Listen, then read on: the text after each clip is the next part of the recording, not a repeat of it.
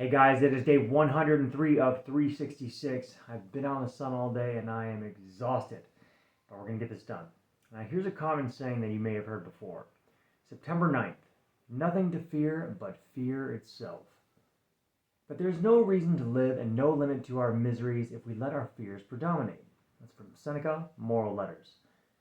In the early days of what would become known as the Great Depression, a new president named Franklin Delano Roosevelt was sworn in and gave his first inaugural address.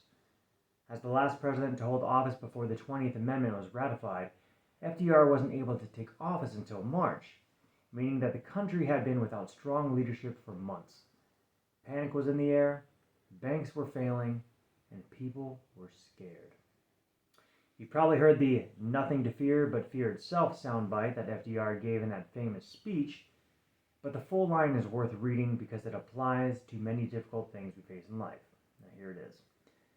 Let me assert my firm belief that the only thing we have to fear is fear itself. Nameless, unreasoning, unjustified terror which paralyzes needed efforts to convert retreat into advance. Now the Stoics knew that fear was to be feared because of the miseries it creates. The things we fear pale in comparison to the damage we do to ourselves and others when we unthinkingly scramble to avoid them. Economic depression is bad, but a panic is worse. A tough situation isn't helped by terror. It only makes things harder. And that's why we must resist it and reject it if we wish to turn this situation around. Ponder that, and I'll see you tomorrow.